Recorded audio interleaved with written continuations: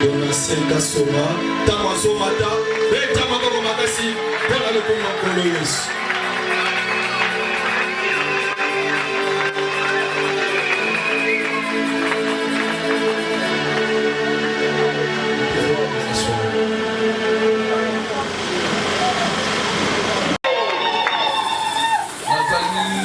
Professeur, merci et pas y révérend pour la considération.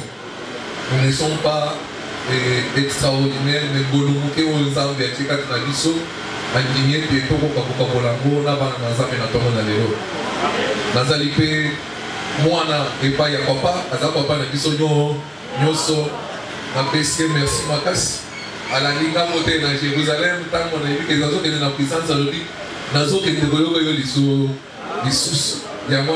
Nous papa, merci beaucoup. Je dis merci à tous les serviteurs de Dieu. Je dis également merci à toute l'assemblée. Nous n'avons pas le temps à perdre. Je ne vais pas vous demander de vous tenir encore debout, mais je veux passer directement à la lecture de la parole. Nous avons commis ensemble de Libalé, il y a Liboso, les alliés dans mon capot Matthieu, chapitre 24, verset 6. J'ai dit au nom du Seigneur Jésus-Christ. Vous entendrez parler de guerre et de bruit de guerre. Gardez-vous d'être troublés, car il faut que ces choses arrivent. Mais ça ne sera pas encore la fin. Dans le deuxième passage est dans 2 Thessaloniciens chapitre 2. Car il faut que l'apostasie soit arrivée auparavant et qu'on ait vu paraître l'homme du péché, le fils de la perdition. Et Moana, Nazuikaka o ezali contenu na kati ya verset totali, bokoyoka ka sango ya bitumba. Bokoyoka makelele pona bitumba. Ete mboka songolo etelemeli mboka pakala. Mais azali koyebisa ba oyo ya yelugete. Esengeli makambo oyo ekoma. Mais ekozala nango suka te. C'est que yango ete suka eya. Esengeli makambo esala nini ekoma. Et soki tokei na mokanda ya Thessaloniciens, Bible ezali kotalisa biso pona tina ya avènement ya oyo tobeki antichrist, motelemeli ya Kristo. Bible ezali koloba ete bozala séduite. Boyebete ya mwete motelemeli Kristo aya esengeli apostasie ezala. Na mosai na ye Thomas Paul bazali ko kebisa biso déjà baloli. Il faut que ces choses arrivent. Ezali une manière de nous préparer psychologiquement mais aussi spirituellement. Pour que tango makambo ekobeleme kati na bongo ina biso ekamwisa biso te esutusa pe biso te. Toyebi ke si bayebisaki biso ke esengeli makambo wana eya yambo ya suka ekoma. Cela ne concerne pas le monde, cela concerne l'église. Total kaka makambo ezali koleka kati na biso bayetobeli mete tozali église nzoto ya nkolo. On parle dans la Bible de l'apostasie. L'apostasie, c'est quoi? Apostasie est aussi dans le renoncer publiquement à une foi. C'est-à-dire, pour y appeler dans miso ya bato, pour ndima songolo, pour na kozoboyandi ya sika, par rapport à oyo zalaki na moli liboso. Foi, on peut vous parler de l'apostasie comme le rejet de la foi. On peut vous parler de l'apostasie comme le fait de se détourner de la foi. On peut parler de l'apostasie comme le fait de se séparer de Dieu. Et quels que soient les termes que nous allons utiliser, dans tous ces termes, nous visons une seule réalité. Et ça y est de Motwapesi Mokongo, Nakondima ya solo, Oyo Biblia, et il y a des sibiso, Akei na boyambi ya sika, Kati na bomo inaï. Abandonneront la foi pour s'attacher à des doctrines des démons. Bible ezali koloba na mikolo ya suka bato bakotika kondima yamba mosusu kolobi mpona biso mpona kosalela nzambe malamu toboyi kobala basi tomitiki bongo ndeo tozali kobenga badogo ndeo tozali kobenga une façon de voir des choses, une façon de penser mais qui est contre la lingomba. L'apostasie est véhiculée par les faux enseignements. Cet assemblage de faux enseignements, Matéa ya lokuta, Matéa ya mabe, des enseignements erronés, ne ekotisaka bato kati na bopengwi liboso ya nzambe mpona ntina ya koseme doute kati na bato, mpona ntina ya koopose bato wana na évangile ya solo ya Kristo, mpona ntina ya kotia des accords kati na bato, mpona ntina korebele bato, mpona ntina koséduire bato. Nde ntina nini bato bazali kobanda na nzela ya mateya? Parce que celui qui contrôle votre pensée contrôle toute votre vie. Témoin azali kati na ye aza lokola télécommande. Soki adicté sala boye asali, soki alobi sala boye asali. Yango namoneka moto mosusu na nsima ya kopose makambo oyo aye kosutuka alobi nayebi te eloko nini esali ngai. C'est-à-dire c'est une apostasie mpe po ekota kati na lingomba ekotaka pamba te ekotaka na nzela ya malakisi mabe. Po malakisi oyo tozali kozwa na église na misala oyo ezali kosalama na église qui est contraire ya liloba na nzambe nde oyo tozali kobenga bahérésie. Dans un terme simple, kaka des faux enseignements. Est-ce que tu vois le amen? Mais pour parfois enseignement, quand dans l'église, il faut parfois serviteur que ça. Oh, qui dit amen? Il faut qu'il y ait des faux serviteurs. La Bible nous dit dans Corinthiens que le diable lui-même se déguise en ange de lumière. Il n'est pas étonnant que ses serviteurs se déguisent aussi en ange de lumière. Aujourd'hui, quand tu n'as pas d'ensemble, parce que dans la matière, on les a dit qu'on répélait par l'ensemble au point que nous avons fait dans l'église. Mais Azali qu'on doutait dans le héros. Est-ce que il va vous lire la parole de Dieu. Mais lorsqu'il se mettra à expliquer cette parole, il va tordre l'essence normale de la parole de Dieu. Parce que l'objectif naïe est d'aller en voie. Et pour en voie, il faut pas que ce soit baoumbu. Et pour pourquoi baoumbu, il faut attaquer les bénévoles dans ça. Et ce qui attaque les bénévoles dans ça, à expliquer selon ses pensées et non pas selon le Saint-Esprit. Est-ce qu'il y a quelqu'un qui dit Amen? Est-ce qu'il y a quelqu'un qui dit Amen? Il y a que pour qui montent à la télévision, aux UPLT, vous voyez comment on l'église. Tout ça, il y a côté pour la tranquillité à la radio, aux UPLT, on va l'église. Tout ça, il y a côté pour inviter à la convention Songolo, au Kinga Batei, où il y a l'église. Conforme à Malobana Nzambe, ou bien les alibandés Malobana Nzambe. Ceux qui sont conformes à Malobana Nzambe, gloire à Dieu. Mais ceux qui sont libanda, rejetez tout ce qui n'est pas biblique. Basali Nzambe Bele, l'icolo ya ma camarade. Ma baby. Et la Bible dit la mauvaise compagnie corrompt les bonnes mœurs. Bazali kotinda ye ako ma commissionnaire ya basi na bango.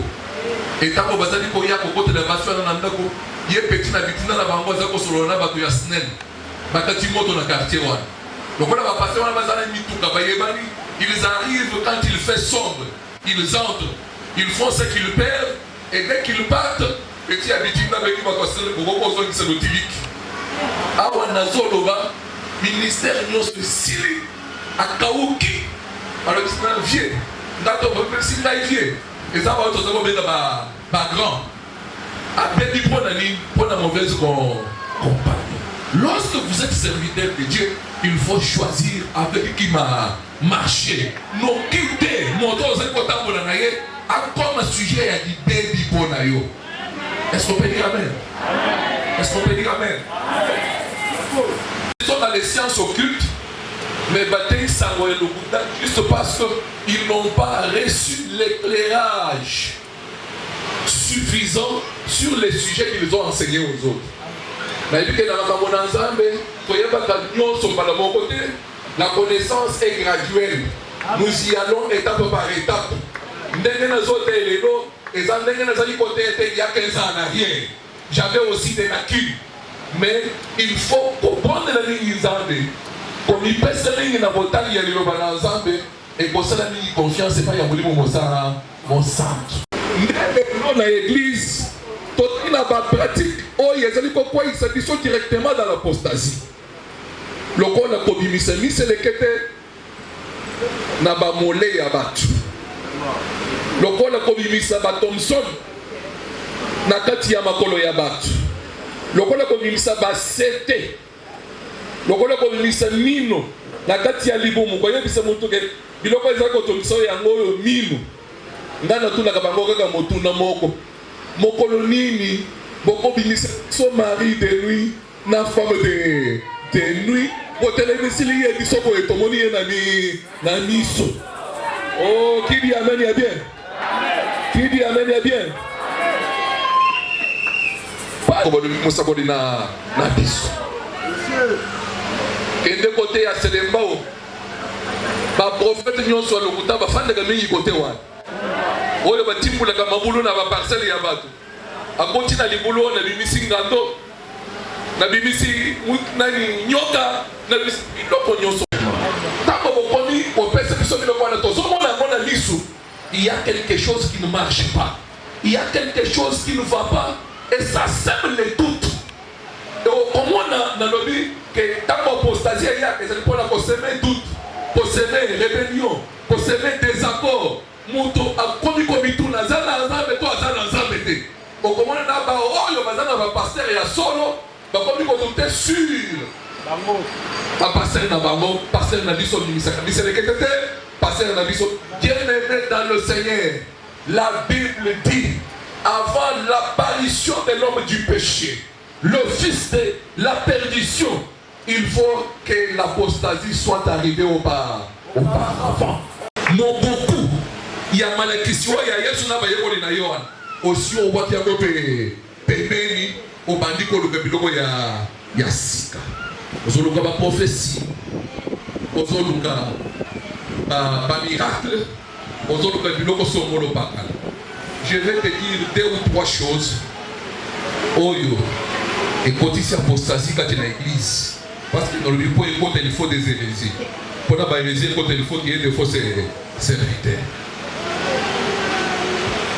On peut prendre les versets bibliques. Je vais expliquer. Aujourd'hui, Ézéchiel, chapitre 18.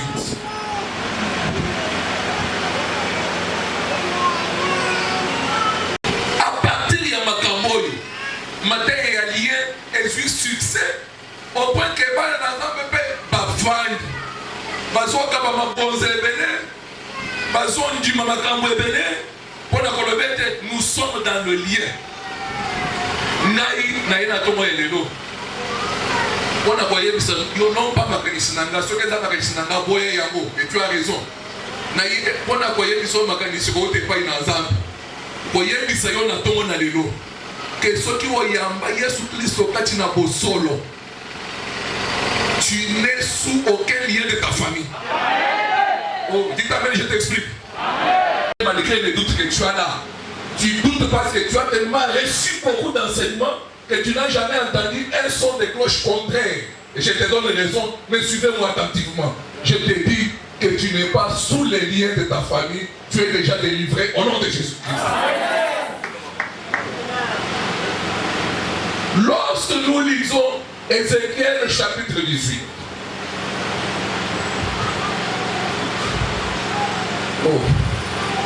amen. Suivez attentivement la lecture. La parole de l'Éternel me fit adresser en ces mots. Pourquoi dites-vous ce proverbe dans le pays? Et les dents des enfants en ont été agacées. Je suis vivant, dit le Seigneur l'Éternel. Vous n'aurez pas lié de dire ce proverbe en Israël. Voici, Tala. toutes les âmes sont à moi. Milema nyonso eza ya ngai nzambe. L'âme du Fils comme l'âme du Père. Molema ya mwana tu comme molema ya tata na ye. L'une et l'autre sont à moi. Moko na mosusu eza ya ngai nzambe. L'âme qui pêche, c'est celle qui mourra. Molema oh le peuple de Dieu. Que personne ne vienne te faire croire que tu es sous les liens. Dieu lui-même, je ne suis pas encore entré dans le Nouveau Testament, je suis d'abord dans l'Ancien Testament. Dieu dit en Israël, vous n'aurez pas lié de dire ces proverbes. D'abord, je vous dis que ça n'a jamais été la parole de Nangai. C'est basé sur quoi? C'est basé sur malheureusement et pas il punit l'iniquité de père sur les enfants et sur les enfants de leurs enfants jusqu'à la 4e génération. Soit qui papa n'a dit soit Clément, oh y a-t-il un biseau de mémoire. Azanaki, mais Nakachinaye abimisi, révérend Pitié, na révérend Benjamin. Bango, Banjini, Yesu Christ, le roi de mon principe, Bango. Le fait qu'elle va exercer foi dans Bango Yesu, automatiquement, lié nyonso ezali kokanisa bango na papa na bango ezali susu te. Lié wana ezali ni ekwei. Lié wana ezali kosubsister epai ya bato nini balobi yango na Ézéchiel 18. Bana oyo bazalaki komekola ezaleli ya mabe ya papa na bango bazali kochange te. Bango etumbu oyo esekelaki epai likolo ya baboti na bango ekekweye likolo na bango. La période de la grâce. Qui dit amen? Qui dit amen? Lorsqu'un prédicateur ne sait pas faire la différence entre les deux dispensations, l'ancienne alliance et la nouvelle alliance, il va vous mettre dans la confusion au point que Azor soit du loco. Et c'est là qu'une application normale de l'ancienne alliance a été bambabino yango. Mais même dans l'ancienne alliance, nous avons payé mon poisson au bâti déjà. Alors si l'enfant marche dans la voie de Dieu, il ne subira pas les conséquences des raisins verts que son père a. Il a effacé l'acte dont les ordonnances nous condamnaient et qui subsistait contre nous.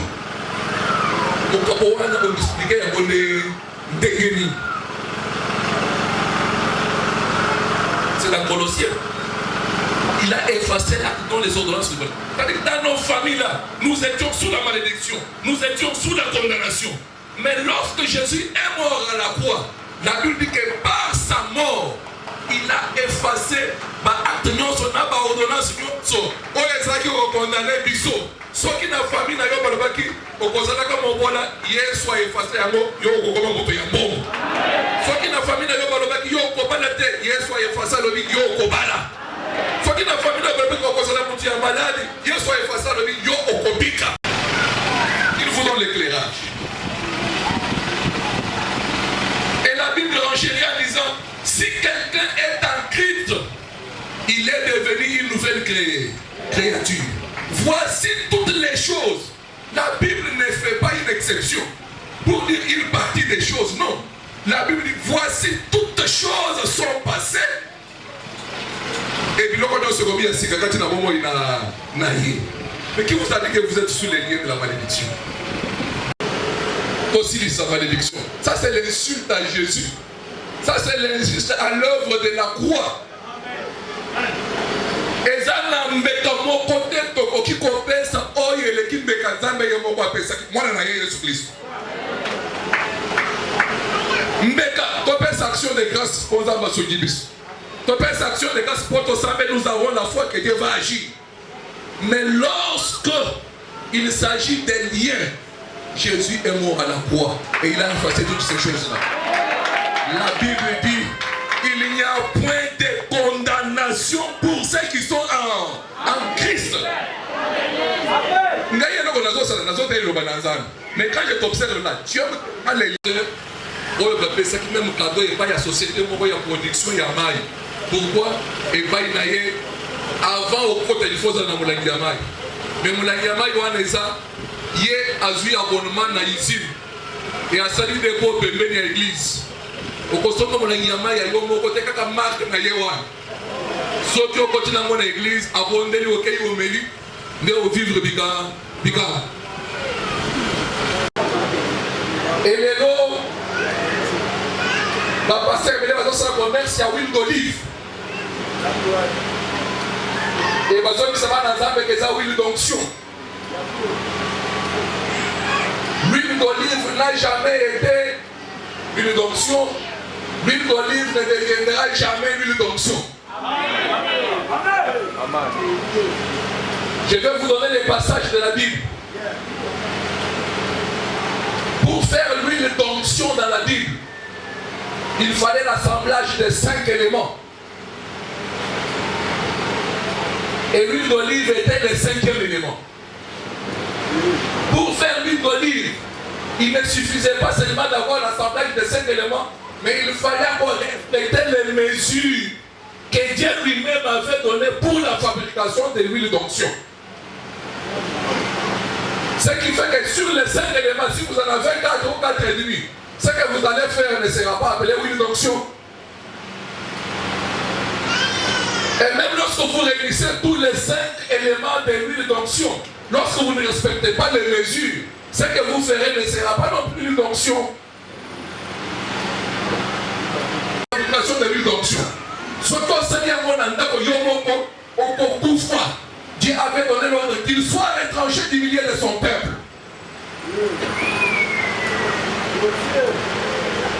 Est-ce qu'il y a quelqu'un qui dit Amen? Est-ce qu'il y a quelqu'un qui dit Amen?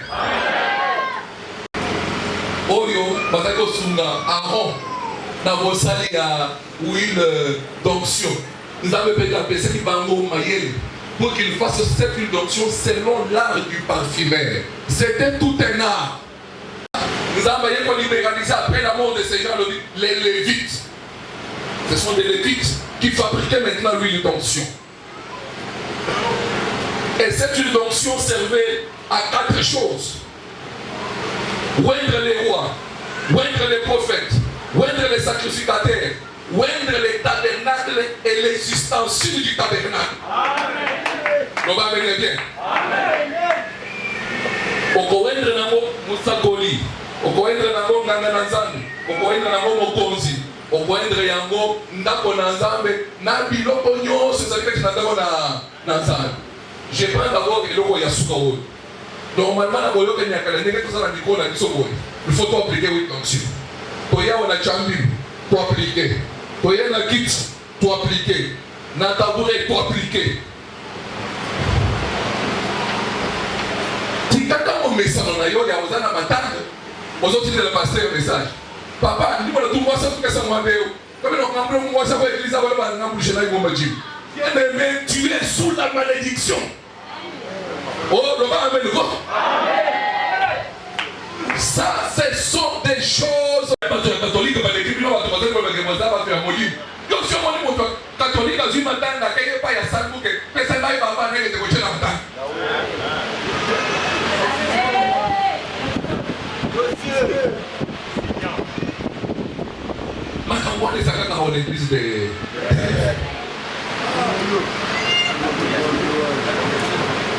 et c'est ici où nous confondons l'huile d'onction avec l'onction d'huile.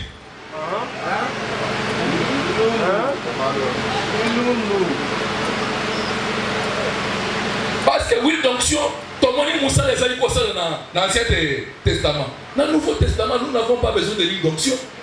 Ce qui est en Gibson, chapitre 133, verset 2. Parce que nous avons Aaron. Alors dit Aaron. D'abord on a Exode 29, verset 7. Aaron et ses fils, basalaki ko indre bangolo lengeli, bazakozo makila, basangisi na huile d'onction. On aspergeait sur Aaron et sur ses fils. Baye siko na makila, batie na litoi oyo ya ngambo ya mobali. Bona ndangai ko nakata. Biso ba réveil koye, ko imiter bango pe. Ce qu'on a dit bien dans Actes des Apôtres, lorsque Paul se présente à la conférence de Jérusalem, Paul n'a pas été appelé du vivant de Christ, Mais lorsque les apôtres ont appris qu'il y a un certain Paul qui prêche Christ, il y a une conférence. Il a exposé sa doctrine. Au finish, on n'a pas eu un Paul pour reconnaître son ministère. On lui a donné une main d'association pour lui dire que quand on nous avait appelés, tu n'étais pas avec nous. Mais ce que tu prêches, tu es dans la ligne de Jésus-Christ. C'est que nous, comme colonne de l'Église, nous faisons ce qu'on appelle la reconnaissance ministérielle. Il y avait l'onction d'huile. L'onction d'huile, c'est ce qui est écrit dans Jacques. Si quelqu'un parmi vous est malade, qu'il appelle les anciens, qu'il prie pour lui en loignant d'huile. D'abord, parce que l'huile dans la Bible avait des vertus thérapeutiques. Ma foute à bord de Tozéaka, n'a dit que le monsieur passe de la Kango, le col la Kissi. Est-ce qu'on a la nangaï? Yamwana, Yesu Yemoko a permis que ce qui va prendre les points de la maladie, va wendre avec huile. Oui, l'eau, parce qu'on est dans la maladie, on a des huiles d'onction. Est-ce que je me fais comprendre? C'est pourquoi j'ai dit qu'il y a la différence entre l'huile d'onction et l'onction d'huile. Sur le malade, on appliquait l'onction d'huile. Mais l'huile d'onction n'était appliquée que pour les 4 fonctions que je vous ai données précédemment. Est-ce que quelqu'un est avec moi? Roi, sacrificateur, prophète, tabernacle et l'existentiel.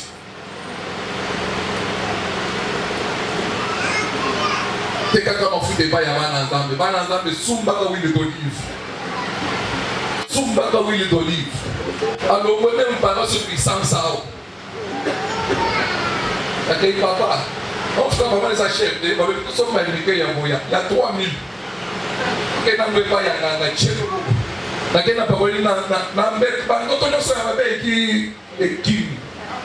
maman, pardon, mon monsieur, pas beaucoup de ceux qui m'ont bon. Et mon bon, le mamé n'est pas.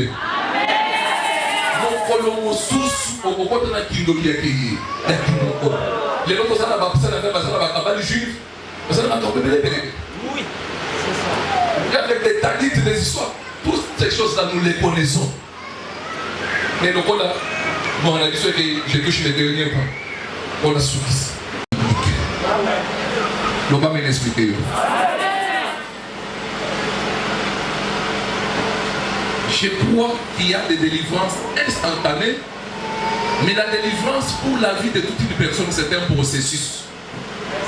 Au fur et à mesure que la personne entend et écoute la parole de Dieu, au fur et à mesure qu'il est rempli du Saint-Esprit, biloko mosusu ezolongo katina ye.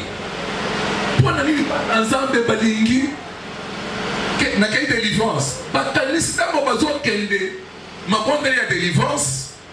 Délivrance on les a le lutu. Oyo mosene ensemble akotia katina ye. Alongoli biloko nyonso ya mabe akwaki ngoli banda ya tikali polele. Non, bien-aimé. Bien-aimé, ce n'est pas ce que vous croyez là. Et l'homme est zanini. Et ça dit que bandini ya lelo. Balingi ko bundate, mais balingi pasa na nzambe ba bunde la bango. Undi sakabana Israël nzambe. Alors na tiki yango, poye undi saka Israël de temps à autre. De telle sorte que bano yo botabaki na esobe. Oyo bayebaki ndenge ya ko bundate, bayeko la ndenge ya ko bunda. Makambo na nzambe eza makambo bitumba. Makambo nyonso bakosala epai ya basali na nzambe te, nzambe akotika ndambu ya makambo kati na yo po yo moko yeba kobunda. Asilingelinga nzambe na ngai. Nalobi nzambe akotika ndambu ya makambo. Makambo nyonso mabe ekutalika epai ya Satan te, mosusu nzambe ekokotiki ndambu.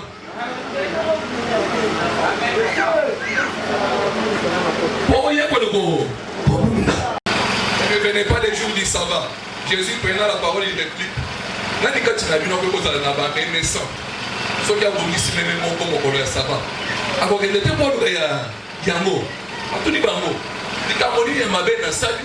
Soki na bikisi cette femme qui est fille d'Abraham et que le diable a possédé pendant 18 ans. Le diable entra en lui et il est allé pour vendre Jésus. C'est-à-dire que malgré qu'ils étaient la postérité charnelle d'Abraham, mais ils ne marchaient pas dans la crainte de Dieu. Très bien, ni pas les Yaboy. Yesu, toujours liboso ya fuluan.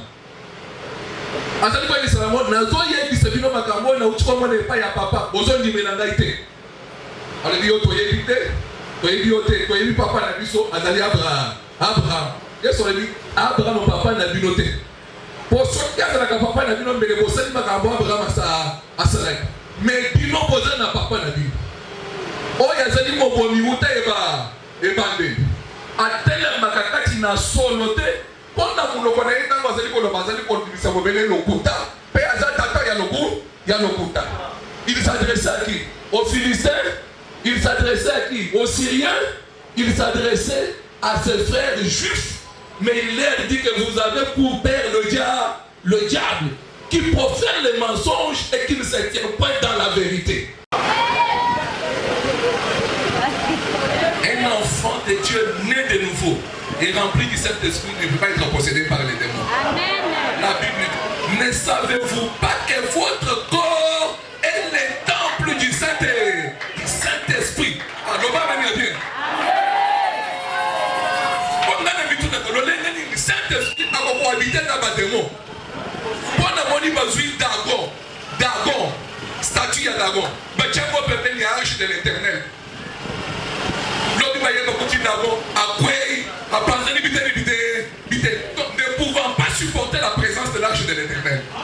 Mais quel est ce démon-là qui est en toi, qui cohabite avec les Saint-Esprit?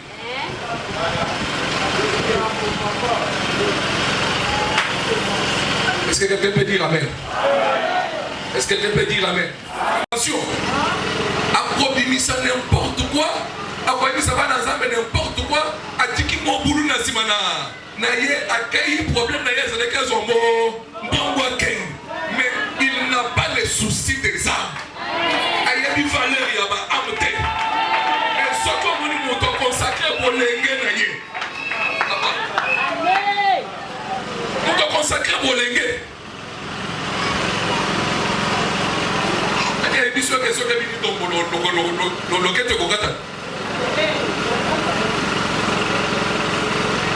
Aboyi biloko nyonso mokili wana afandi alobi nasalela nzambe na ndako aza moto ya korespecte.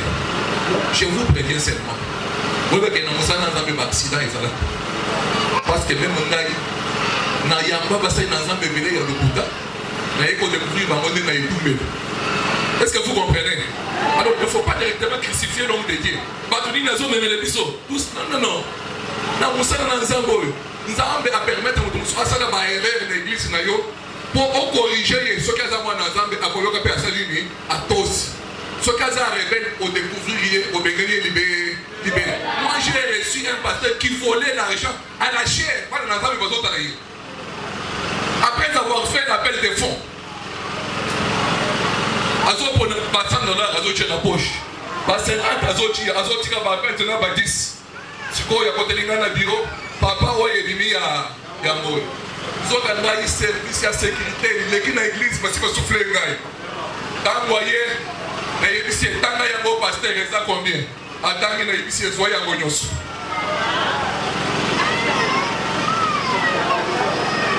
Nani ko lo mameli bien? Parce qu'il fallait les désillusionner. Il fallait les désillusionner. Nous avons une crise de Kangingai. Nous avons une crise de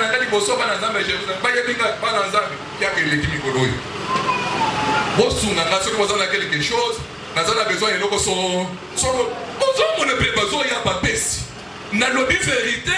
Nous avons la vérité. Que nous fabriquons il y a des liens. Nous fabriquons il y a des délivrances. Nous fabriquons il y a des démons. Ça ne passera pas encore. Amen, amen.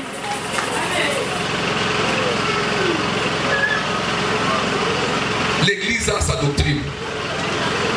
Mais l'idée de Yamutumoko est qu'on dit qu'on met sa réputation à Batonyoso. Est-ce que vous comprenez? Les deux sont pasteur Donan à Pengui. Et il dit qu'on a que pasteur Benjamin à Pengui, évangéliste Piti à Pengui. Non. Et Zandaimoko. Alors,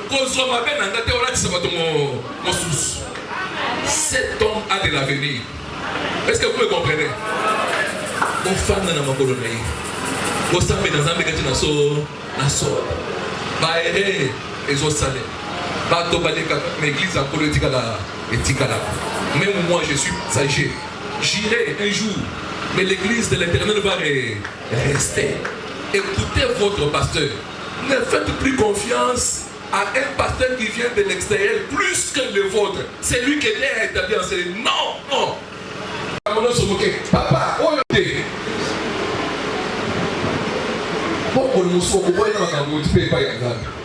le pays, c'est compliqué.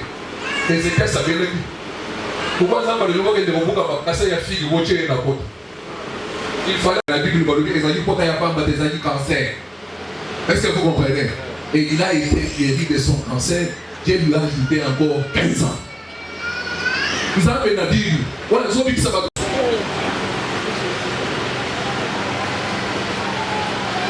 Là, il a demandé le bon à maman au église dans la avorté qui moi c'est le ban. Quand on a voté, on a sali son l'étage na bino, on a sali mabe. Makila di maka ezo katate. Ami yoki yemo kwa bandiko kola na kati ya bandiko bilisa so. Quand on a eu des complications, il y a des complications. On a eu une semaine et il y a eu sous Makas. Deuxième semaine, à Bandiko Banga, le pasteur, modèle et so bimasiko na bojiko ko. Quand on a so prendre le pont et na so kanza bazo bisangai. Il y a eu ça son maman. Au soir, les fils que 2 ou 3 outil à Mungwa, au Tchèque à Maïwan, bon les PC. Bien aimé, je suis devant Dieu, je suis devant la chair. Na sali kamwa na mama Amélie na bondeli yango. Le même soir, Makila yo salimi et Kangami et c'est le jour où il a reçu la guérison. Mais le problème c'est que je ne peux pas en faire une formule. Est-ce que vous comprenez? Ça ne peut pas devenir une formule. Partout nous sommes dans la salle estime, dans les pétages, il y a un peu de sous des pots. Ça va dire que les gens sont